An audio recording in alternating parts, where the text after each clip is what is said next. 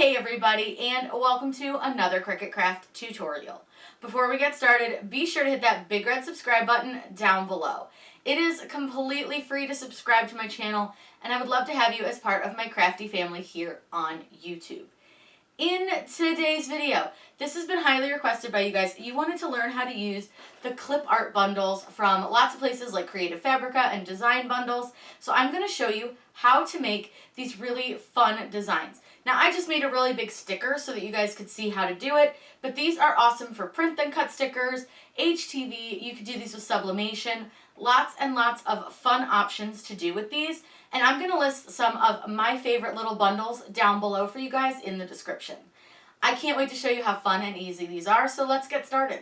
Whatever we would do, we do it just for fun. We're going to use some clip art that we got from design bundles in one of their dollar deals, but you can find lots of great clip art, and they have stuff that really matches everybody's style and aesthetic and whatever you're looking for.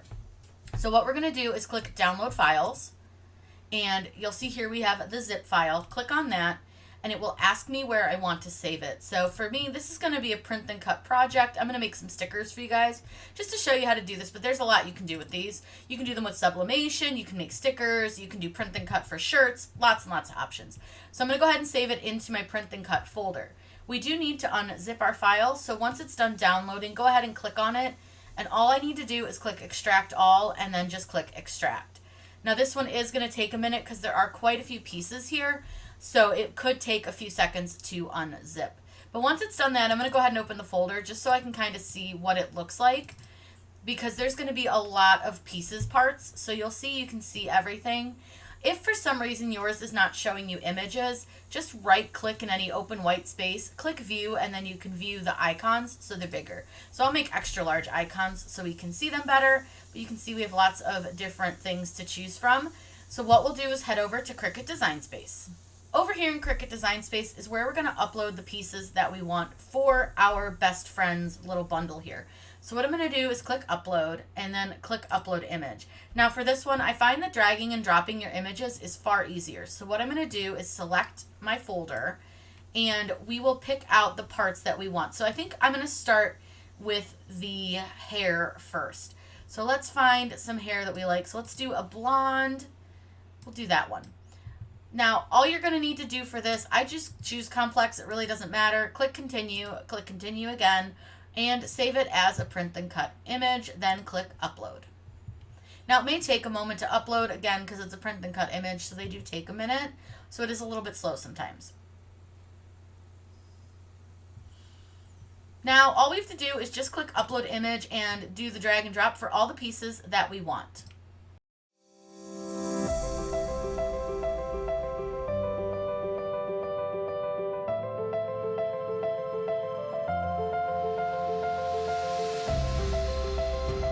Now that you have all the pieces that you need, and you can add accessories and things, but I'm just going to show you quickly how to do this.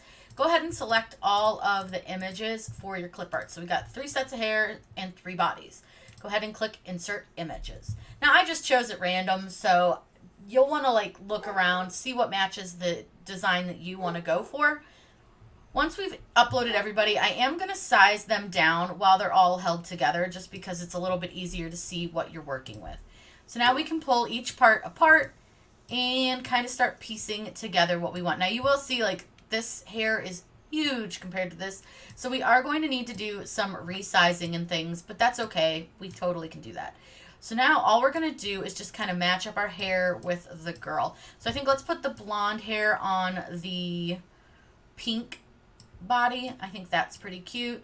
So what you'll do is just sort of guesstimate sizing. They're not sized exactly, so you'll kind of want to figure out, that kind of looks a little too big, about how big their heads should be and the general area that you want their head to sit in. So I think that looks pretty good for her. Again, I'm not great at this, so don't hate me. This one is going to go on the far end over here, so I'm just going to kind of move her out of the way. And then I think I'm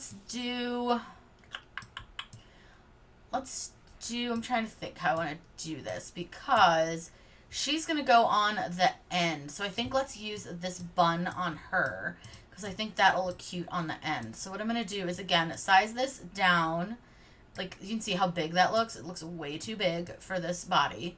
So you're going to size her down to where you think that it looks like the right size for her hair. That looks pretty good. And then you're going to take and put this body kind of like behind it, or you can put it in front of it. It's really up to you and how you want this to look. But we'll go ahead and get her hair all set because her hair looks a little bit too big. And just size that down. I think that looks pretty good for her. So we'll go ahead and move her over. And then, oops, I didn't mean to grab them both. Oopsies. So what I want to do now is I'm going to go ahead and grab her and her body and her hand here and just move her over, because now you kind of need to figure out like the way you want them to sit.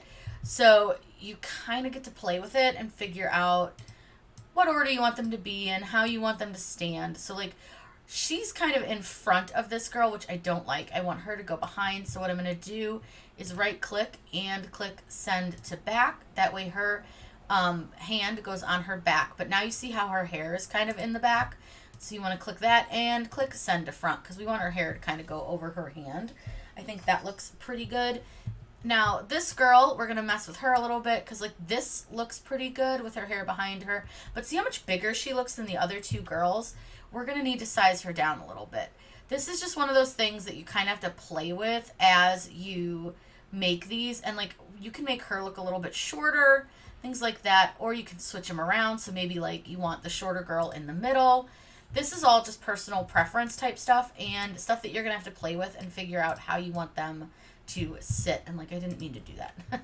I accidentally moved them. So if it's annoying you that you keep grabbing a body and not the hair, what you can do is select them and just click flatten. That makes them all one piece. It's a little bit easier to move them around. So what I'm going to do now, I definitely want this girl's hair over that hand. I think that looks good. And again, remembering that this girl is going to look a little bit shorter, which is fine. We want the shorter girl there. And then we'll take this taller girl and put her here. And then we just need to move her so that she is in front. And we can go ahead and flatten her as well. That'll make her all one piece and put her in the front. And then we just need to flatten the blonde. And flatten. And then we just need to move her back down a little bit so that she kind of is where we want her to be. And by flattening her, I don't think I like the way that's sitting, but I think it'll be okay. You know what? Let me undo my flatten. Let me unflatten that because there's a couple ways. So like I don't like that her hair is sitting in front of the hand or like behind the hand. So what I'm going to do is I'm going to take her hair, put it over that. And then what I want to do is I'm going to flatten the hair and the body. I'm going to flatten all three girls. And that way they hold where I put them. Sometimes you just kind of got to mess around with it a little bit to get it to work and to get it to be where you want it to be. So I think that looks pretty good. The bottoms aren't fully matched up, but this is just to show you how to work with this. So this is our little design that we want to do as a print and then cut image. Now it is too big because remember you can only go 6.75 by 9.25. So I'm going to change this to 9.25 and I'm going to go ahead and change this down to 6.75 just so we can get it to fit into our printable area. That looks pretty good. Now I am going to resize this around a little bit because what I want to do is I want to add an offset to this because doing print and cut, all these little hairs, if you get this, 9 times out of 10, just ignore it. But if you get that little JavaScript error, a lot of times if you just reopen offset, it'll be fine. But what I want to show you is all these little hairs here with this girl. It's going to try to cut around all these really little pieces. So doing an offset on this is super important because it's not going to cut real funny. The 0.25 is a little bit big, I think, for what I want to do. So I want to go to maybe like 0.1 and see how big that is on them. Now, offset's been a little bit slow, so just give it a second to like resize and see if you're happy with that. I think that looks pretty good, so I'm going to click apply. Now, by adding that offset, it does make it a little bit too big for my print and cut, but let's change the offset color really quick first. We're going to change that to white, and then what we'll do is we are going to select both of these, click flatten, and then we'll resize it back down so that it fits. Now, one of the cool things that you can do is actually turn this so that you can make it a little bit wider. So if it's taller than it is wide, that can help you a lot. Cricut Design Space doesn't always like to acknowledge the fact that it still fits even if you don't turn it. So like if I were to turn it back this way, it's possibly going to give us an error. See how it gives me the error now? It says it's too big, but it's not, because it does fit within those parameters. So if it's just being a pain, just go ahead and just turn it so that it is the long way, and then it should go ahead and fit. Now you can see here it's yelling at me. I don't know why it is, but it just is. It's sometimes I just think Cricut Design Space makes up its own mind and has no idea what it's doing. Now that we've gotten the little arrow or the little triangle to go away, we can go ahead and click Make It, and I'll show you guys what this looks like on your screen. What you're going to do now is select Send to Printer and make sure you have the correct printer selected, because if you don't, it's not going to print correctly. So I need to change this over to my ET2720, which is my inkjet printer, and it should populate the image over here. I'm not sure what it's doing right now. Sometimes I think this thing has a mind of its own. Just like this. So if it does this to you, it might do this to you. And it's done this to me a couple times in the last couple weeks. Just click Send to Printer again. Again, making sure that you select the correct printer at the top, giving it a second to populate your image. I don't know what this thing is doing, but this happens every once in a while. So don't worry, just hit Send to Printer again. We're going to use the system dialog to make sure that we get a good high quality print. So I'm just going to click the word print. And it's going to take a second to bring up your system dialog, but that's going to give us options to choose different print settings. Once your system dialog comes up, make sure it's selected on to the correct printer. So in my case, I need to have the ET2720 selected, and then I click on Preferences. Now I want to change the quality to high, and then I want to go to more options, and I want to turn off my high speed print. Go ahead and click OK, and then click Print. It's going to send it to your printer, print out. We've had our printer print out our image, and I did this on the super glossy waterproof vinyl labels from Nito. And what I'm going to do is I'm going to put this on to my mat as straight as I can. Now I am cutting this on the vinyl setting. You'll need to play with your machine to find the right setting for your machine for this material, because I still occasionally have issues getting this one to cut through. This is one of those products that I actually prefer a die cut on versus a kiss cut, meaning that the backing is still whole and you've only cut the top.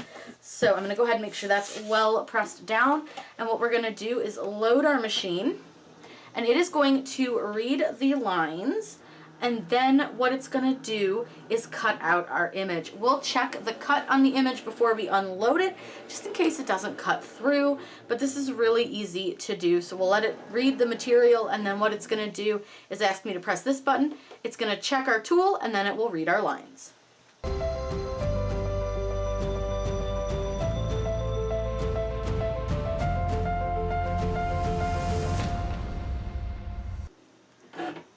So like I said, we are going to check the cut just to see if it cut through, and I'm really only concerned if it cut through the sticker part itself, and I don't care if it cut through the backing or not, but it looks good. So we'll go ahead and unload it, and then what I'm going to do is flip my mat upside down and unload it that way.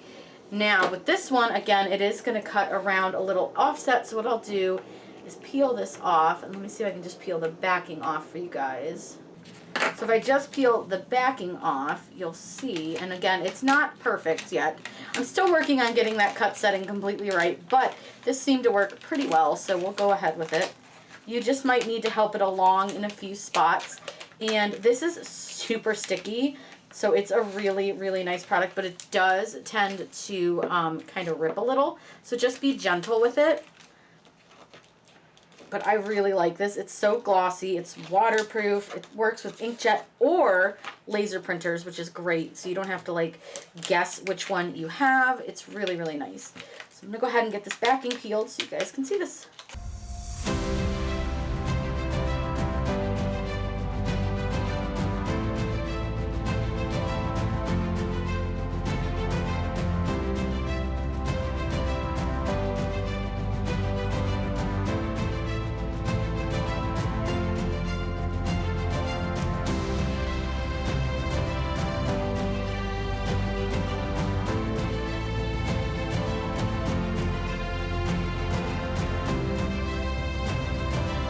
Here is our finished sticker. Super easy, super fun.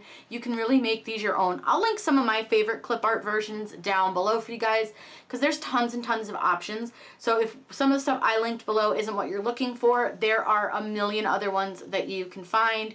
Be sure to check out Neato Labels as well. They have some really, really great printable product, and I'm really pleased with everything that I have from them. So be sure to check them out down below as well. If you have any questions, please let me know in those comments down below. I'm happy to answer any question that you may have. I hope you guys have a great day and happy crafting.